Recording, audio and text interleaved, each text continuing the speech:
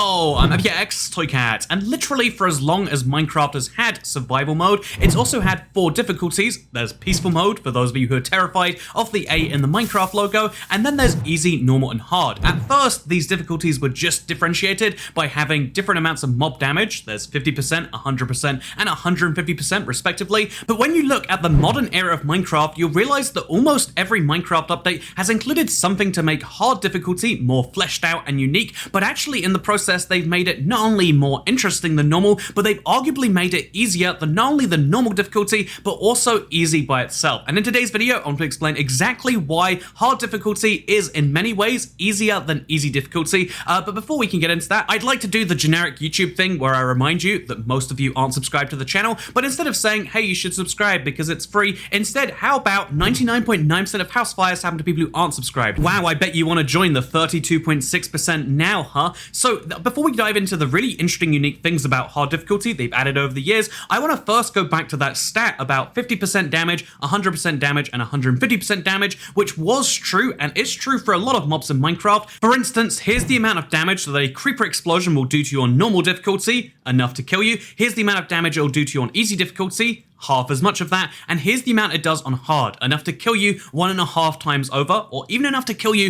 if you've got several pieces of armor on if it's directly next to you. This is why creepers are so terrifying, and indeed it's why hard difficulty is so terrifying, because it's not just the creeper, it's the slime, it's the skeleton, it's the zombie damage. As you can see, they all scale up with difficulty. However, in the modern era of Minecraft, they've started to do a lot less scaling as things go up. If we take, for example, the Drowned Trident, one of people's most terrifying fears, as you can see, the Drowned Trident does 8 damage, or 4 hearts worth on every difficulty, and the same is true for the Shulker Bullet, which does 4 damage, or 2 hearts worth on every difficulty, as well as the Evoker Fangs, with their 6 damage, or 3 hearts, and the Silverfish damage is exactly the same. So many different mobs are dealing the same amount of damage regardless of difficulty, and when they are dealing different amounts, it tends to vary a little bit. A really interesting example that I only learned in the creation of this video is that the Phantom does 2 damage to you, whether you're playing easy or normal, and then only 3 on a hard difficulty if you're playing Java, whereas if you're playing Bedrock, it does 4 damage on easy, 6 damage on normal, and 9 damage on hard. That means that the Phantom on hard difficulty is easier if you're playing Java than it is on easy when you're playing Bedrock. Just an interesting side note. We could talk about how Bedrock is actually more challenging despite being the version for phones in another video, but my primary point in bringing this up was that the biggest downside to hard difficulty is slowly fading away or weakening as time goes on,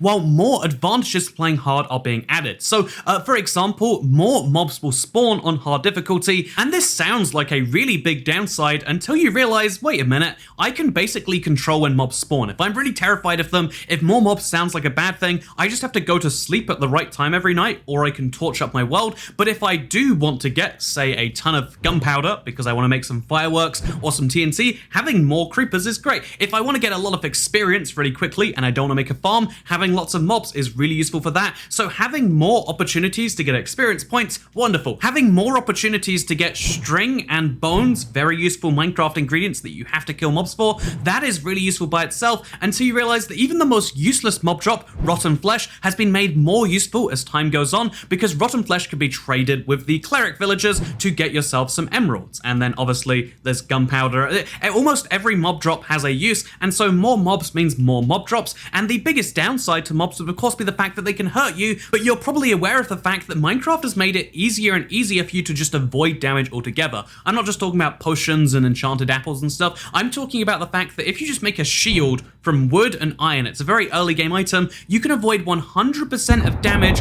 if you're knowing how to use it. So that's really great. More mobs spawning on hard, genuinely such an advantage that Mojang figured they had to make the mobs harder. How do they do that? They make mobs spawn with armor more frequently. So the longer you spend in a chunk, the more and more you'll find mobs wearing armor, and then the harder the difficulty you're on, the more that happens yet. If you're playing on hard difficulty and you spend a lot of time in a place, you're going to notice almost all of the zombies are wearing armor, except here's the great thing, just like how you have a very small chance of getting carrots, potatoes, or even an iron ingot from a zombie, you actually have a higher chance of being able to get some of his armor if he's holding some. Even better if he's holding a tool or something. Basically, playing hard difficulty gives you access to alternate paths for armor, and although the armor is often very damaged, if you have enough zombies, if you have enough skeletons wearing it, then you can combine these sets together to make fully complete gold or iron armor sets, sometimes even diamond if you're really lucky. And here's the crazy thing, this is a very easy way for you to get your hands on chainmail armor. So you can get a really rare item basically only on hard difficulty because it's much easier there, and it's even better because if you don't care about these armor sets, if you already have some, or you just don't intend to use gold armor because it's too good for you, you can smelt down the armor sets these mobs are dropping. So not only is there more mob drops, not only is there more mob experience, which can help you enchant, but also you get more armor, which can go into a furnace and turn into iron nuggets or gold nuggets, obviously depending on the type of armor. You can also do this with the tools they drop, and obviously this is why Mojang decided they had to balance it even further. Just giving them gold armor isn't enough. It's sometimes enchanted gold armor, or enchanted chain armor, or even enchanted diamond armor, as I'm sure Philza can remind you. But these enchantments actually work in your favor because of the brand new grindstone addition to Minecraft. If you have enchantments that you don't want, you can actually get a little bit of the experience back from it. This is meant for when you enchant something and you enchant it wrong, but you can take any enchanted armor or tools that the game gives you and you can de-enchant it, getting some extra experience points. So to clarify, you get more XP, you get more drops, and then you get more XP because they tried to make the drops more challenging, and that is just the third thing that makes hard difficulty easier than normal. Let's talk about raids now, shall we? Because raids, of course, not the Shadow Legend types, although that would be a great sponsorship spot. Would you like to get your hands on a mobile game that's filled with microtransactions? I bet you would. And so let's talk about Minecraft, because here's the deal. The raids are a really interesting addition from 1.14. You obviously, can start a raid in a village, and it's kind of like a mini boss fight. You've got to fight lots of these illagers at one time. It's really great. And something you might know by now is the fact that these raids will vary depending on your difficulty. They're much easier on easy difficulty, where it's just 3 waves, versus normal, where it's 5, and hard, where it's 7. But wait a minute, Toycat, doesn't that go against what you said in the title of this video? Aren't you trying to say that hard is easier than easy, even though this is clearly differentiated, not only because the illagers will do slightly more damage to you on hard, but also because there's more of them. But here's the thing, most players don't do the raid for the hero of the village effect that you get when you finish it. They instead are doing the raid because it's the easiest way to get totems of undying. If you are playing easy difficulty, you will never get a totem of undying from a raid, which means the only way to get this amazing life-preserving item, seriously, it saved me in so many situations, is to go to a woodland mansion, and those are incredibly rare. They're on average 23,000 blocks away from spawn, and that's if you know the right direction to go. Most people have never encountered a woodland mansion in Minecraft, although most people have never gone to the Nether still, so you know what, we can take from those stats what we will, but the vast majority of Minecraft players have never been to a woodland mansion, and so the vast majority of easy players don't have totems of undying. If you play normal, the average raid will give you 1 totem of undying, and if you're playing hard, then on average you'll get 5 totems of undying. This is before we talk about the fact that the illager beasts will drop saddles, a very useful item for getting around and all those sorts of things, and before we mention that every other pillager that you kill, for whatever reason, has a higher chance of dropping loot on hard difficulty. I guess this is a balancing fact to hard, but it just means that if you want emeralds and you want this iron stuff, whether to smelt down or to get the enchantments from, you get more loot on hard difficulty than you do on normal, and you get more on normal than you do on easy, and it's really shocking to see that you get an extra 30% loot dropping rate when compared to easy. It's just shocking. Also, you know what's shocking? The fact that, to go back to my very first point, those mobs that are in the raids that can make them so terrifying, in a lot of cases will deal the same damage on easy, normal, and hard anyway. One of the differences would be the pillagers, which deal 3 to 4 damage with their arrows on easy and normal, and 4 on hard, so wow, what a big difference you'll notice right there. Long story short, basically, the raids are basically the same difficulty on all of them, but you get much better rewards when you play hard difficulty, and that's why hard is easier than easy if you intend to do other things that are challenging in your game.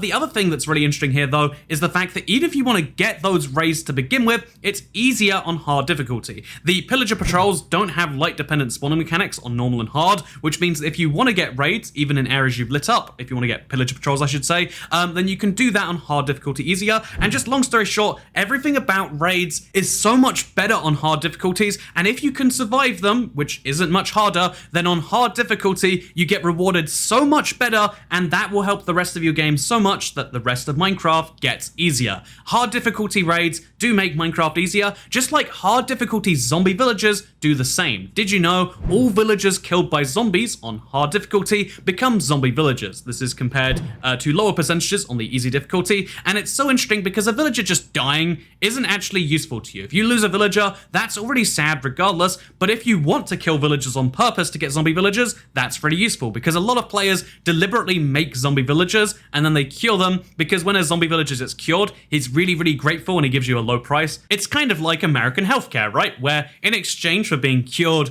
of your deadly sickness that makes you literally close to dying, then all you have to do is give someone a little discount on your wages, if you will, give them a portion of your wages every single month, and then they can make sure that you don't get sick again, and you show your gratefulness in the form of insurance premiums. But there's no insurance system in Minecraft, and instead what you do is you get better trade, because that's the closest Minecraft has to insurance premiums or taxes or whatever. You know what? There we go. That was a thoughtful discussion about healthcare in the middle of this video. So with that said, I feel like I also need to talk Minecraft a little bit so I can justify this being a Minecraft channel. If you play Bedrock Edition, then villagers within a 16 block cube of the cured villager will also offer you a discount. So it's like a pooled healthcare insurance model. They pay their insurance premiums knowing that they don't need to be cured from a zombie attack right now, but they wanna help you out. I don't know what I'm doing here, but also it's faster and cheaper to get emeralds. Getting more emeralds is better. Playing hard difficulty gives you more zombie villagers. If you can cure them, then you can do a much better job on hard of trading with villagers than you can do on easy. Boom. So the final point I want to make right here, my sixth point, my pièce de la résistance, the one that if you're on the edge right now will really win you over to the fact that hard difficulty is just so much easier than easy, is the fact that did you know spiders can have status effects?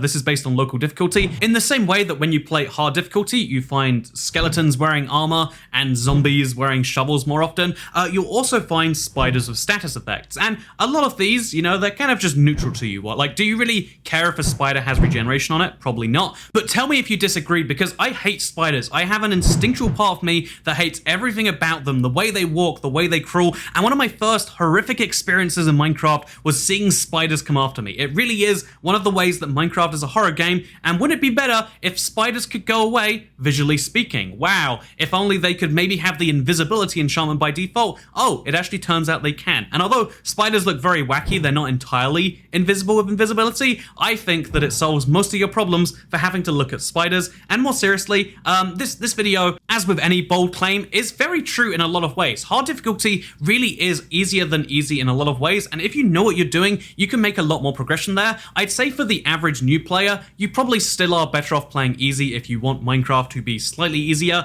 because you can't take advantage of all the hard things. However, if you are a very dedicated Minecraft player in the early game and you want to make progress as fast as you can, hard is the way to do that. And obviously, we haven't mentioned all the ways that hard is much, much harder.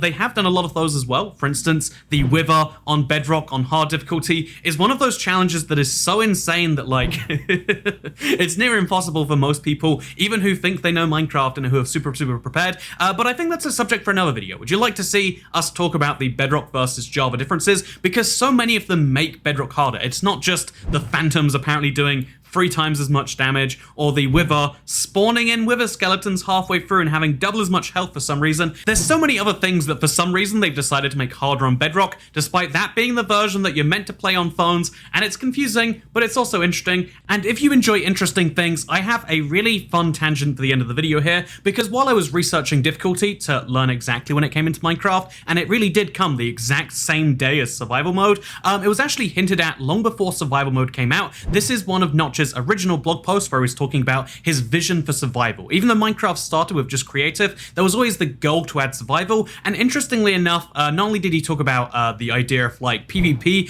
and he wanted to have 3 settings. There was going to be cooperative, where you couldn't hurt any other players, team, where you could only hurt the other team, and then anarchy, where you can hurt anyone. And it's funny because anarchy is now the default for Minecraft, whereas if you want to have cooperative, no damage, that's like some settings you have to specifically enable. But he also in this exact same blog post spoke about difficulty difficulty levels for survival, and he said that they would probably range from challenging to impossible, since he wanted the game to be difficult, before adding that if the game isn't always fun to be challenged, then he'll add easier difficulties. And that's so interesting to me that, like, oh yeah, there was this grand plan to make Minecraft this super hard game. Again, challenging being the easiest and impossible being the hardest, and then what he settled on was easy, normal, and hard, even adding a peaceful mode in there. So yeah, I wonder how Minecraft could have been had this original vision stayed in there. And you know, I wanna, this would be another fun video. I can't tie it all into here, but wouldn't it be so fun to talk about more of these really fun ideas from the past that just didn't make it anywhere? Let me know in the comments down below, but also let me know that you enjoyed the video by subscribing. Guess what? Sneaking up on you with a hey, you can subscribe and notifications turned on to see more of these videos. I'd appreciate it if you did that, and I'd also appreciate it if you watched another video, because something,